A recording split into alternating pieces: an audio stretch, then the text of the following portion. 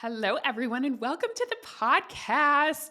I have another treat for you this week. I'm so excited about today's episode because I know a lot of you ask the question, like, what's the science behind manifestation? Or prove it to me, Jamie, or tell me, I want to know the details behind this. And I have to say, I tend to lean into more of the intuitive feeling side of it. And I'm like, I don't know. I just experiment, I test it out, and it works. And so while I do dive into some of the science of it, I wanted to bring on an expert in the science of manifestation, someone who can describe it in a way where for some of you, it's really going to land and you're going to say, oh my gosh, that makes sense. This is actually how the brain works and why manifestation works. And so I have asked my incredible client, Dr. Kathleen Kelley, to come on, and we are going to dive into some of those questions. So let me go ahead and introduce her first, and then we'll dive in.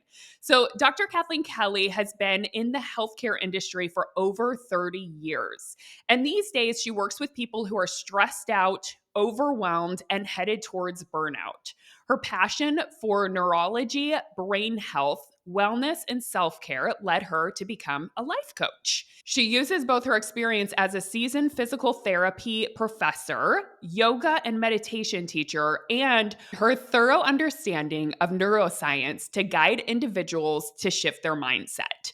Kathleen applies principles of modern neuroscience to her coaching to help people rewire their brains for more peace and less stress. She creates individualized programs for her clients to tackle the stress and get on with their life. So, welcome, Kathleen. Thank you for being here. This has been a long time coming because me and Kathleen have been in each other's worlds for a while, and I'm A just while. so excited to have you. Thank you. It's the best intro ever. Can you do all my Aw, intros, please? it's just who you are. Come on. Thank you. Thank you. Okay, so I'm super excited to dive in because I love your brain and I love the way that you think. And I really love how you bring all of these backgrounds together, right? You bring the neuroscience, but then you also have all of these specialties and yoga and life coaching, and you blend it all together so beautifully. So, I'd love to ask you what's the neuroscience behind manifestation and focusing on what you want? If you were describe it in a way that, would help someone understand kind of the science behind it. Well, it's just what you said. Manifestation is focusing on what you want because our brains are always at work, right? You always have thoughts, you're always looking around, you're always taking in sensory data. But what we have is selection bias. We pick what we notice based on past experiences, things that have gotten you to where you are right now, things that helped you be successful in the past. You notice, you pick, right? And then you want to manifest. I want a new job. Um, the thing I've had in my mind, because I read it in her book, is Mel Robbins wanted to manifest becoming a motivational speaker. Mhm. So there's the goal, there's the clarity. And in our program, in the movement, you talk often about get crystal clear on your goal. And when you get crystal clear on your goal, you're starting to take the lingering selection bias and make it less important and make your Mm. goal more important. And it doesn't happen overnight, right? You decide you want a goal, and then tomorrow you got a job speaking in front of 50,000 people. Yeah. Not so much. Yeah. It takes time. It takes time. So what Mel started doing is speaking for free at the library in front of women. She noticed an opportunity because she had a goal. Her brain stopped looking at all the things that were bad. Oh, we're in debt. Oh, we have this problem. Oh, my husband is so upset about something. She stopped noticing all that and noticed, they have this flyer up at the library because you got crystal clear on your goal and you're creating your own selection bias. What you're doing, how I think of it as you're resetting your filter, Mm. right? Our filters are set based on things that happened in our past, how we grew up, genetics, right? Yeah. I grew up in alcoholism. My filter is set to be looking around, waiting for the shoe to drop. Yeah. That's my filter. I inherited that from my mother and my grandmother. Yeah. Yeah. So I have to choose to reset my filter. Yeah. The shoe is not dropping. The shoe is Yeah. fine. Yes. And I have this new goal, right? I want to manifest more clients in my business. That's one Yeah. of my manifestations. So now I'm looking for opportunities that will allow me to get in front of my clients. I Yeah. started with workshops. Huh. I could submit a workshop to my state, um, our state meeting. Now, have I spoken at the state meeting before? Yes. Mhm. Have Yeah. I Okay. been to the state meeting before? Yes. Have I showed up at the state meeting as a life coach for stressed out people before? Mm. No. Mm. All of a sudden, this opportunity that was right in front of my face suddenly became a different opportunity, an opportunity to get in front of my people with my business. Yeah. And I'm not saying it was easy. You probably coached my head trash.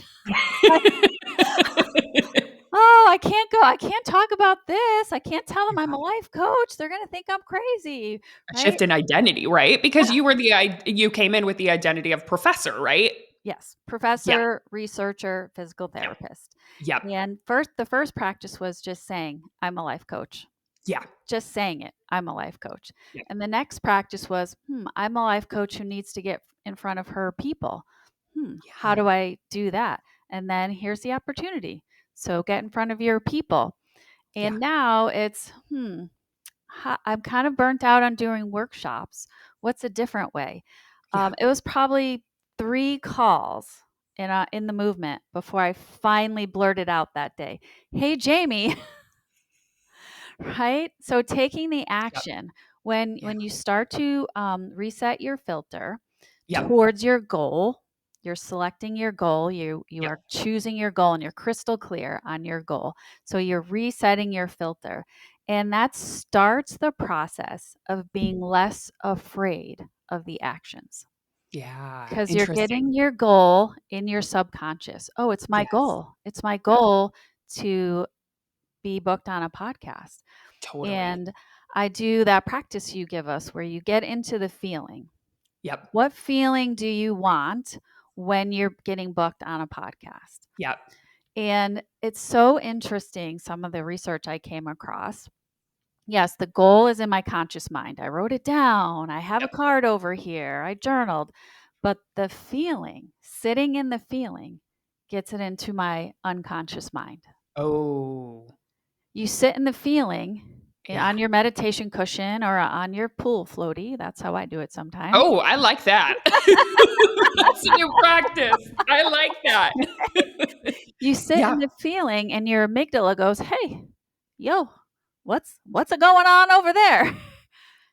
Give me some of that." And we Yeah. think of the amygdala as being the fight or flight center, but it has emotions, right? It Yeah. processes emotions, not just bad emotions, like all Mm. emotions. And it's an intricate part of your unconscious. So you're sitting in this feeling that you have attached to your goal, and then the amygdala goes, huh, give me some of that. And then you Yeah. go to bed that night, and your amygdala and your hippocampus are thinking, how can we get booked on a podcast? How can Yep. I get in front of people and be a motivational speaker? Yep. Right? You and Josh are looking for a home. Yep. How can we find a home? Yeah. And like Yes. my guess is at the beginning, you found some really great condos because Yep. that's where you started. Totally. And then you 100%. went, okay, this is great, but we really want a home. How does Yeah. the home feel? What do we Yeah. feel like in our home?" And Totally. you keep resetting that filter. You keep resetting it. Yes. I really like that, and I've never heard of selection bias, and what I really it's fascinating about that, and I'm curious. So, if you're not selecting on purpose, right? Selecting the vision, getting crystal clear on what you want, deciding on the goal, deciding where you're going, whether that's a motivational speaker or a booked life coach or moving to Hawaii, whatever it is, right? if you're not deciding, what happens to selection bias? Where does your brain go when you don't decide or when you don't have that vision and that focus? It goes to the place where it's always been. I Mm, just listened to one of your audios today in our program, yeah, and you were talking about when you weren't making any money, and your yep, coach asked you, "Well, Jamie, are you showing up as that coach?" And you said, "No, I'm in yoga pants all day and yeah, I'm sitting around." That's where your brain always went for a long yes, time, sitting yep, around, ruminating, yep, writing things down, making lists. So if you didn't decide, I don't want this anymore. yeah, I want to be a 100K coach. If you yep, didn't decide, then your brain's just going to go to where it's always gone because some part of you got something out of that. yeah, Some part of you got a reward out of that.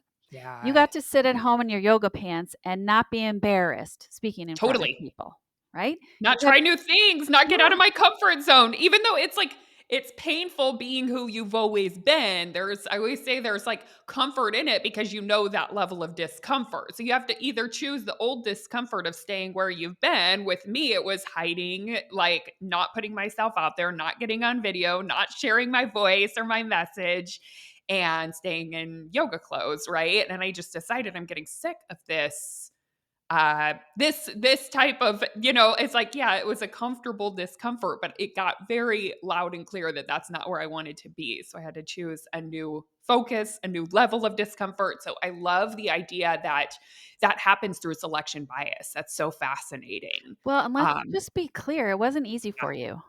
no. Oh, It no, wasn't absolutely, easy and it's for you. still not. Like, this is still the practice. It's so Yes. wild how, you know, we think at some point and it's not that it doesn't get easier, but if you're gonna continue growing, it's still the same process of Correct. becoming the next version of yourself, and evolving and growing it can be uncomfortable. You have to lean into a lot of trust. You have to lean into a lot of the unknown and courage and doing things you don't know how to do. So it doesn't change. So I completely get that. Well, because the neuroscience is against you. Yeah. Hundreds of thousands of years of, "I need to stay safe. I need to Yeah. stay safe. I need to be protected. I need to be part of the tribe. Yeah. I need to have a partner who's gonna protect me." Hundreds of Yeah. thousands of years. It's Okay. only been in, like, the past, I think, 2,000 years where we are more able to decide because we're not at risk of actually dying. Yeah. So the science is a bit against you because you Yeah. have very deep programming of safety, very Yeah. deep programming of, oh, if I'm afraid of that, then Yep. I'm not going to do it. Now, what you're afraid of is so different now, right? Yeah. I'll just use you, right? You were Yep. afraid of speaking in front of people. Yep. You're not actually going to die if you Yeah. speak in front of people. Yeah. Right? I coach therapists, I coach people in academia, and I said to someone one time, you're not gonna die if you Yeah. submit this paper and they reject it. And she looked at me and said, "Are you sure?" Right. I'm sure, but it feels that Yeah. way. Yeah. And the feelings aren't any different than if you really were going to die because Yeah. it's all coming from the same place, coming from the unconscious mind that Yep. is creating fear, creating a response to flee, dumping, cortisol and things into your Yeah. system. It's all the same. It's Yeah. just we're not actually going to die. So you Ooh, yeah. decide.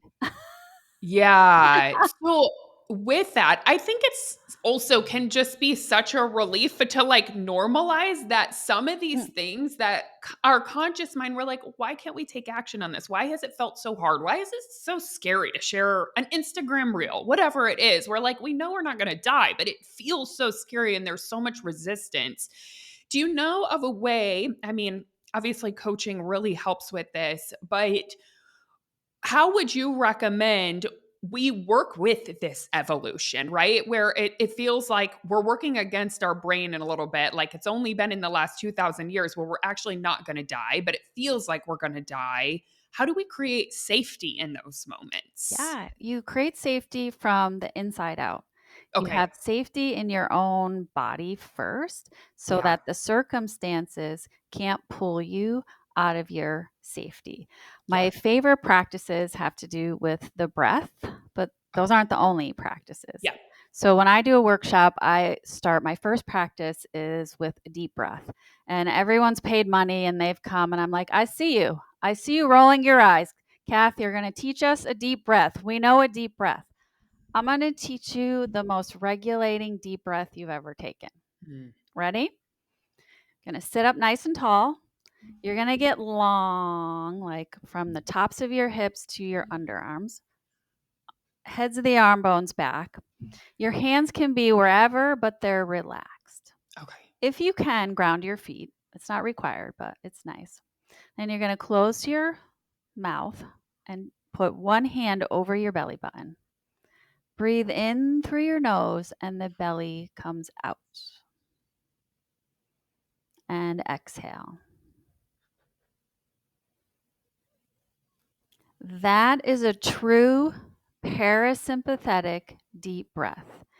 Your belly came out, which means your diaphragm, which is a dome, Yeah. flattened, right? Belly comes out, diaphragm flattened. What does that do? Well, it brings air into the lungs, which is a safety mechanism. It's telling your brain, ooh, we have enough air.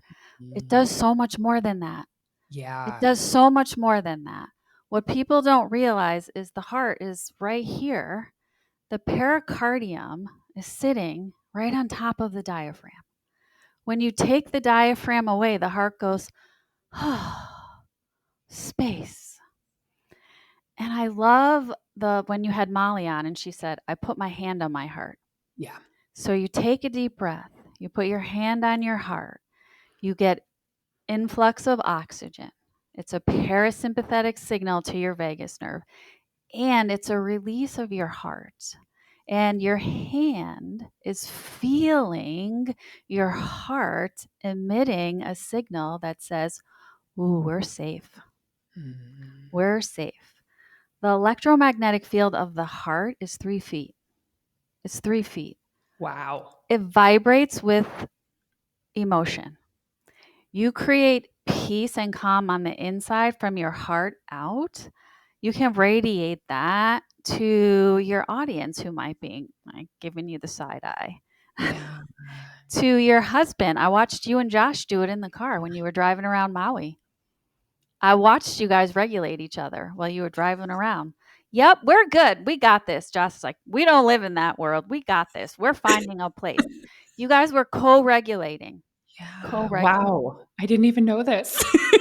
You do it all the time with him. I see you all the time do it with him. You guys, it's part of the magic of your relationship is that you co-regulate so well. Wow. Because your what would you call it? Magnetic field Yeah. or your heart The space? electromagnetic It field of your heart. yeah. It's coming Wow. out. It's coming Wow. out. And And what we happens when you breathe? What happens to that field? well, it you're giving the heart space to Okay. say, "Oh, I'm safe." So Yeah. if you do it in reverse, like draw your belly up and in, draw your diaphragm out, breathe up, then your heart goes, I gotta pump faster because I'm Yeah. unsafe. You feel the difference. Yeah, Yeah. absolutely. Absolutely. Okay. And the Oh my whole gosh. thing is telling your vagus nerve, oh, there's enough air. Oh, Yeah. the heart's going slower. Vagus nerve to solitary nucleus to hypothalamus. Your subconscious is getting the message we're safe. Yeah. So now you insert this safety message into your subconscious and you take it around with you. So you go someplace and you get in front of your 10 people that you finally booked the speaking gig Yeah. and you feel all of a sudden nervous. And then you remember, oh, Kathleen taught me to take a deep breath. Yeah.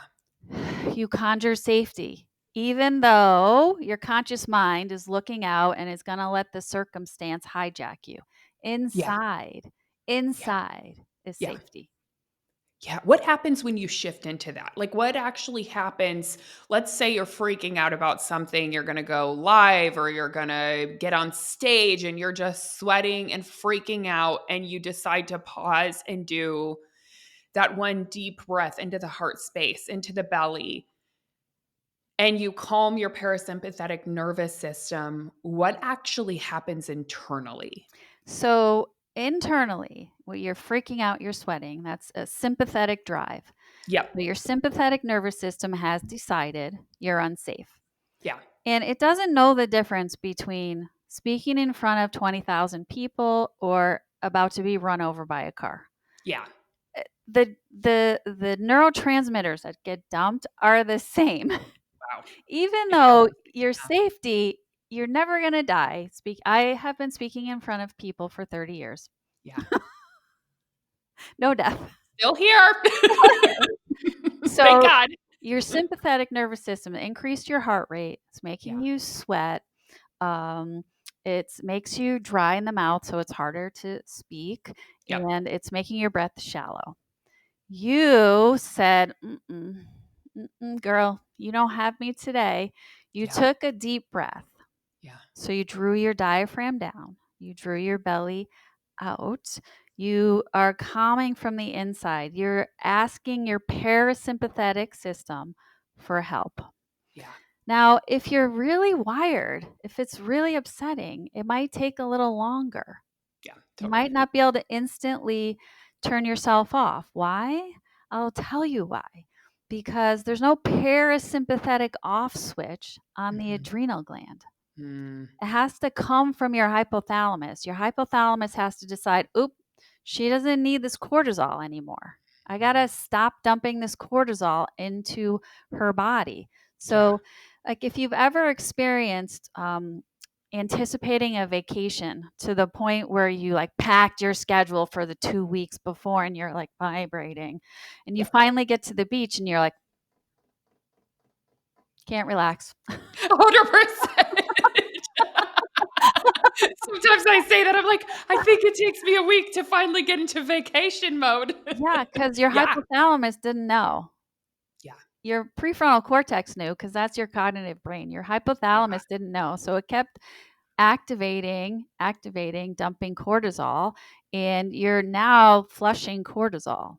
Yeah. My recommendation, you got on the beach, you got your book, and you're like, Yep. my recommendation is an activity, but not like hop on the Peloton and sweat until you die. Yeah. Take a walk. Yeah. Notice the ocean. Notice the smell. Get into your senses. Yeah. Ride your Peloton gently and Yeah. put something pretty on there, Yep. right? One of the oceans or whatever they have Yep. on there. I don't know. I never use those, right? Go for a hike, but an easy hike.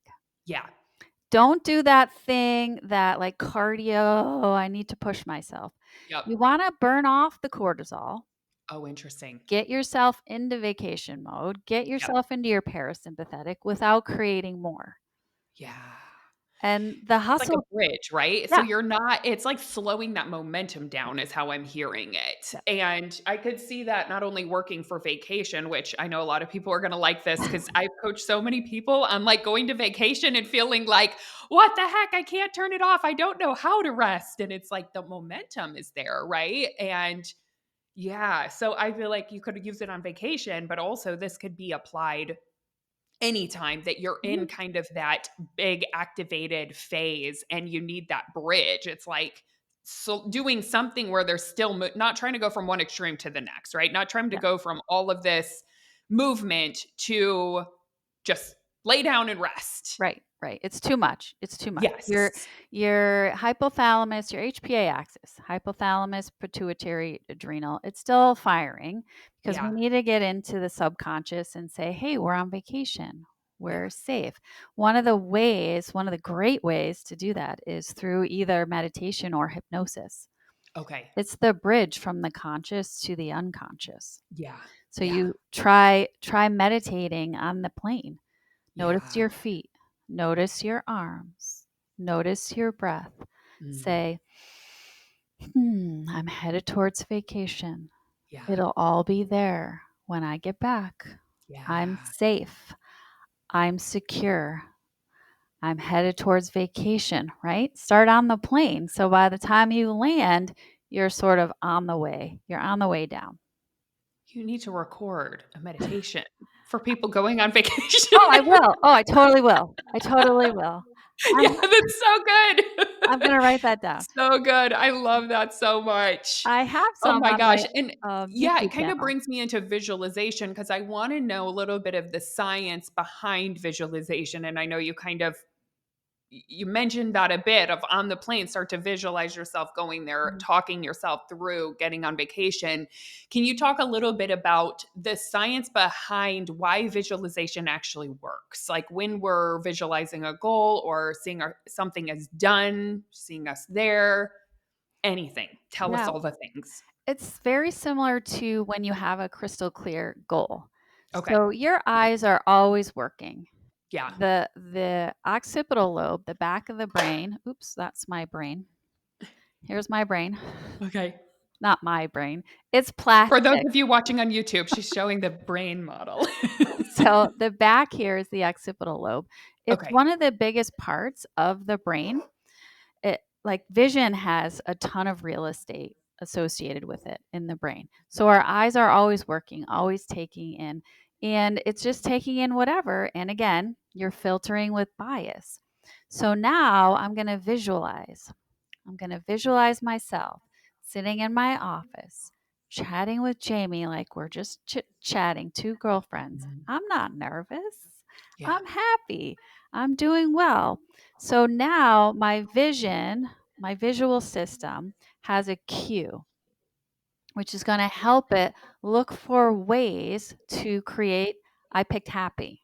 Right? Mhm. I want to feel happy. I want to feel calm while I'm talking to you. You pick whatever you want. Yeah. Um, when you direct your vision, you direct the neurons, and what we call it is adjusting the gain. Mm. Gain, think of gain as when you're turning up the volume on the radio, Okay. right? It's gain. It's turning up the volume. Yep. So I'm looking for how can I stay calm? How can I stay relaxed? I picture myself sitting. I picture us smiling at each other. Yep. I picture you smiling at me because you're always smiley. Right? And now my visual neurons are clued in to all the things that can make me feel, I wanted to feel happy and calm. Yep. Let's say we're back to your speaking gig, right? I Yep. visualize myself. I'm up on stage. I picture all these people. They're looking at me. Yeah. They're nodding. They're getting it. Oh, Yeah. someone's asking me a question. Now my eyes are going to find the guy who's raising his hand. Yeah. Yeah. Wow. Okay. I love it. I love it. And I mean, I've used that so much Mhm. and it is such a game changer, especially for the things I've been nervous about. Or, I mean, I use visualization a lot, but I love using it for the things that I'm stepping into that I'm kind of nervous about, or it's like feels like an up level for me, and to really see it as I want it to be. And so it's fascinating to hear the kind of behind the scenes of what is actually happening in your brain and why it actually works. Well, the So, visual system is connected directly to the filter. okay. A lot of people talk about the reticular activating system, Yes. and the reticular activating system, it keeps us awake, keeps us alert. But Yeah. just above the reticular activating system is the thalamus. The thalamus is the big filter. Okay. So here's where the reticular activating system lives, all in here. Reticular means net. So it's a Okay. net of nuclei and tracks. But right here, this blue, that's the thalamus. That's the filter. It Mm, has a nucleus dedicated only to vision. yeah. So your visualization is resetting your filter to look for the ways, the things that get you your goal. Yeah. Like you were talking about, oh, I'm visualizing a launch. I'm Yeah. visualizing, I don't know, 20 people in a launch, a Yep. line, da da da da da. Now your thalamus is set to notice. Oh, huh. I haven't talked to her in so long. I'm going to Yeah. shoot her an email. Yeah. Oh my gosh, was that so and such and such podcast? Yeah. She was my client 5 years ago. Yeah. I'm going to shoot her an email. Yeah. You did it to me. You Yeah. shot me an email. Yeah. 'Cause your Which was thalamus just intuitive for me. I didn't even think about it, but it's so true. It just opens things, and that is how I've seen it, right? From, like, a little bit more of the, yeah, intuitive side, I guess, is it feels like whenever I do these practices, you're describing why it actually works in the brain, but I've seen so much evidence of it, not even knowing why. But it's so true. Whenever I visualize something, I always feel like I get more creative, more ideas, more intuitive. I'm led to things. So it makes so much sense. And you also, I just am picking up that you've mentioned a couple times the importance of bringing not only the vision, not only writing down the I am statements, but also bringing the emotion that you want into it. And I've heard you talking about that, right? Whether that's fun, whether that's relief, whether that is calm, bringing that emotion into would you say the visualization process, the anything, manifestation all the process? process. Always Yeah. bring the emotion. Emotions Okay. are more primitive than thoughts.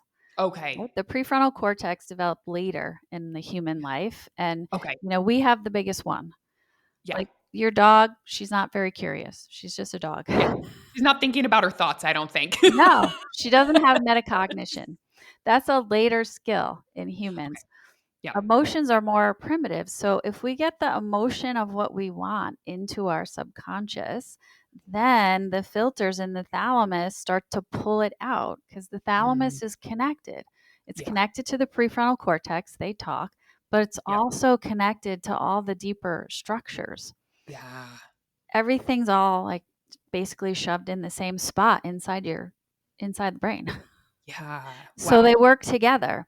And something we really haven't talked about is like the hippocampus is right in the middle of all this. That's your Okay. great storage system. That's your filing system. All your stuff is in there. So when you visualize, I want an aligned client, Yeah. you visualize who they are, what they're doing, and then your subconscious goes into your files. And then suddenly you wake up in the morning and you're like, I got to call Sue. Yeah. Because she was in your file next to a client who coaches, a client who's Mm. interested in manifesting money, a client I met during LCS and she had a lot of great questions, right? She's Right. filed in there. And we Yes. don't have a ton of control of how the files go in. Okay. Your hippocampus is just doing its thing. Okay. But if we keep ourselves regulated, we have Yeah. access. Ooh. The Yeah. minute you're dysregulated, you're cut off from all your files. Okay. It's that feeling of I don't know what to say Yeah. because you got dysregulated. Yes. And I know stress and stress management, stress reduction is absolutely one of your specialties, and Mhm. what you coach on is helping people to reduce stress.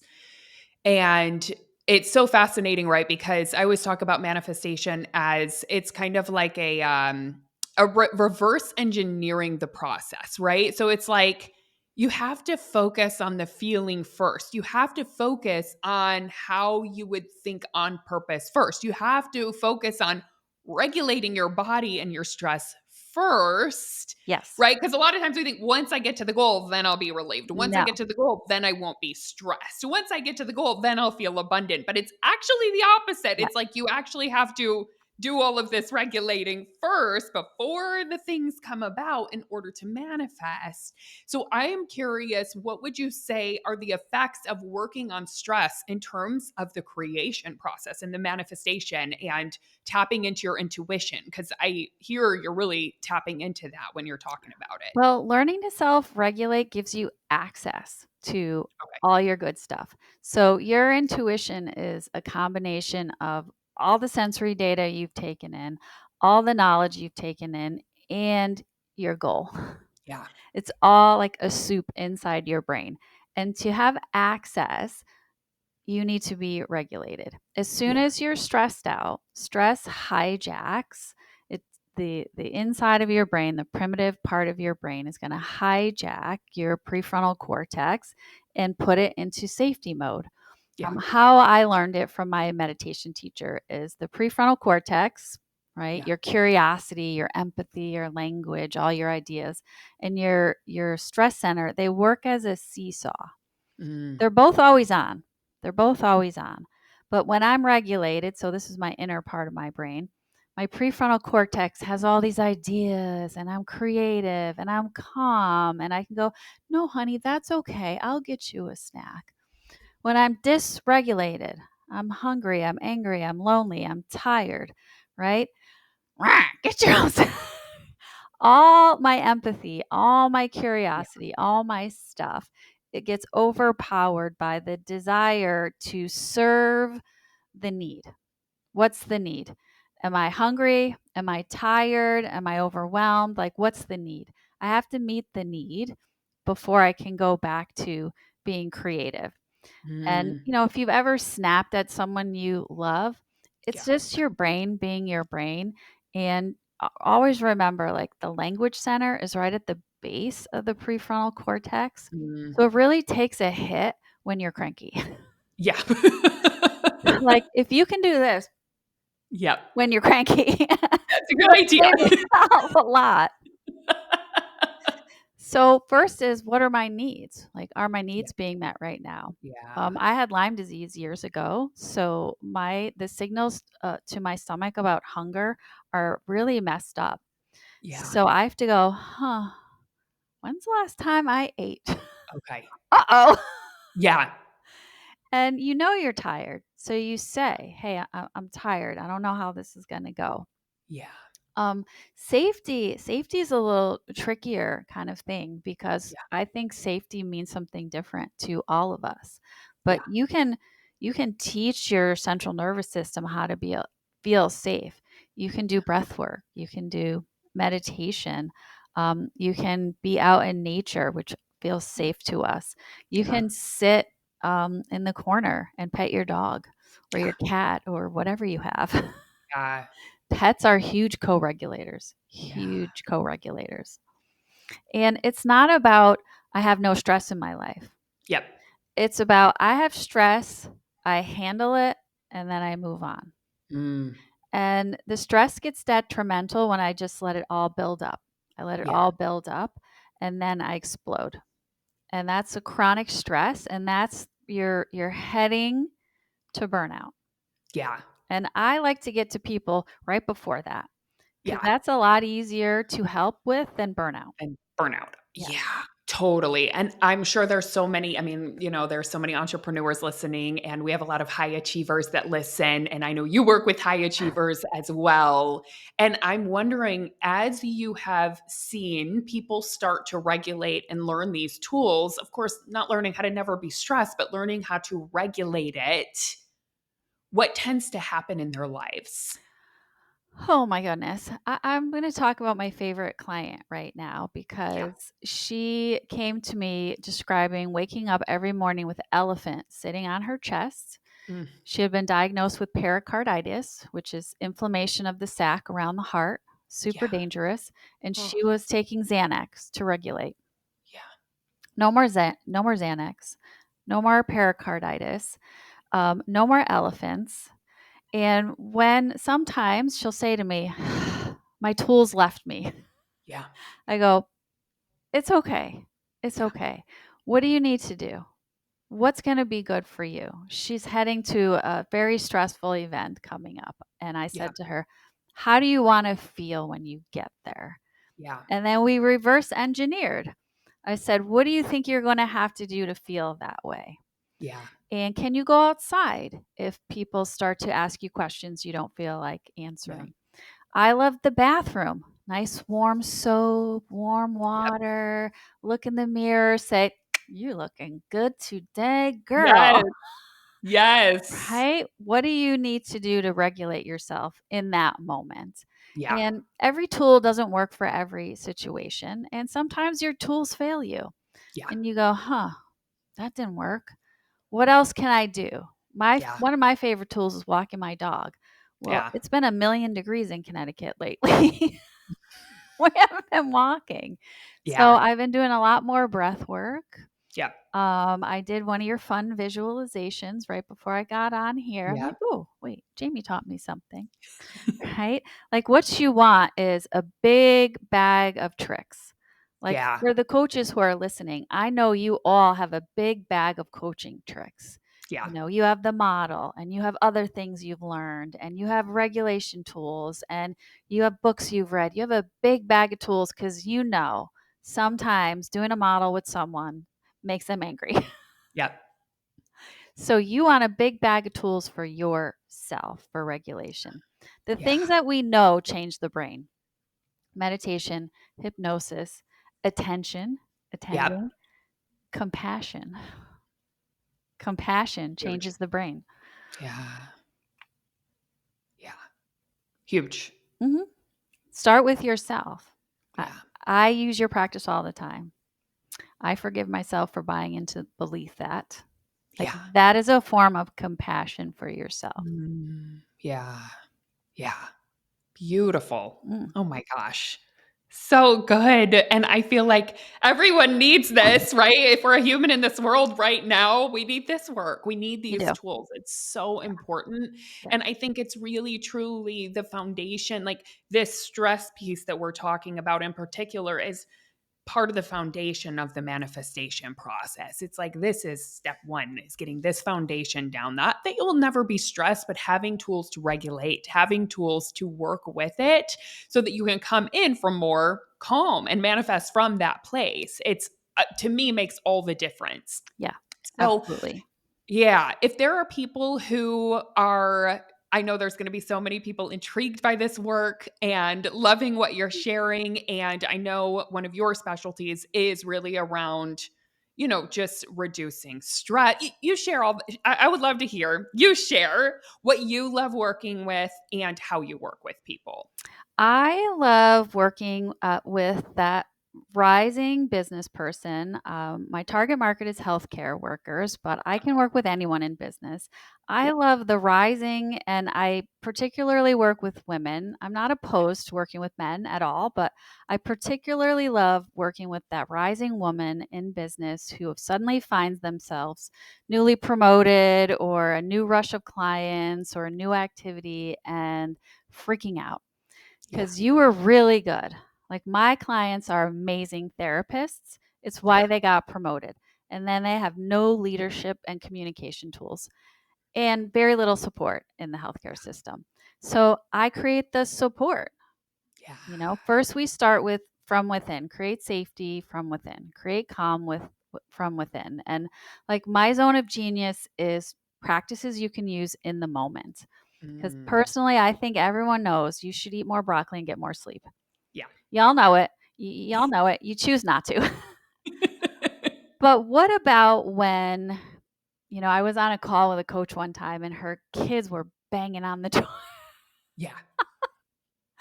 What about when the kids are banging on the door and you're watching the tree fall out the window and somewhere in the back of your mind is like a bill you forgot to pay? Yeah. How can you regulate in that moment? Yeah. You can ground your feet and take a deep, deep breath. Yeah. Right? And I have other practices that you Yeah. can do in the moment, no one knows. And you Yep. regulate in that moment, you get through that moment, and then you come back and decide, how can I create an environment where that doesn't happen? Yeah. And to me, the next place is boundaries. I teach all my therapists about boundaries. Like, if you keep taking your notes home, they're going to keep letting you. Yep. And it's a little shocking to people to say Yeah. no in the beginning. It really is hard for people to learn to say no. Yep. Do you want to take your notes home? Not really. So why are you doing it? Yeah. Well, I can't say no. Have you tried? Yeah. Have you tried? I don't really want to coach this client. Okay. Have you tried ending the relationship? Oh, I can't do that. Have you tried? Yeah. Yes. Right? I love talking about boundaries because for me, it was such a foreign concept. Yeah. You don't have boundaries when you grow up in alcoholism. You have people pleasing, Yeah. right? You're trying to regulate everyone.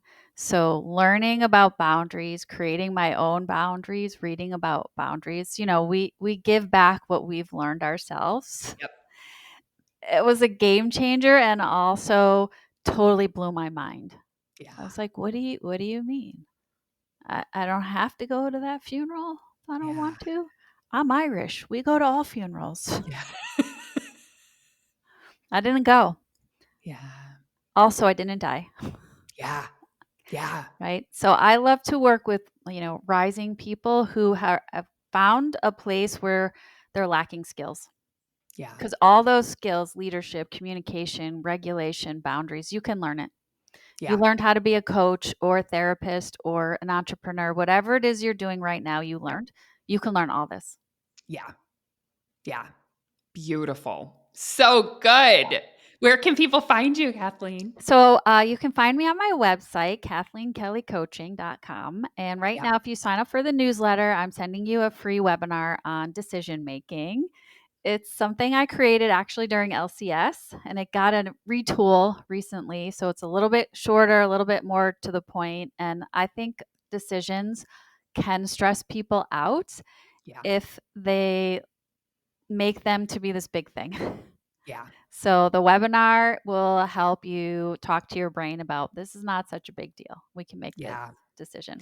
And I love that you create like blogs on these tools and simple practices, and you really offer this beautiful tool belt of simple things to do that makes all the difference. And you understand it from a brain perspective. So it's so amazing. And you are so brilliant. Thank you so much for coming on and sharing all of your beautiful wisdom and gifts and goodness. I'm so glad to have you. Thank Thank you. you. Thank you for having Yeah. me.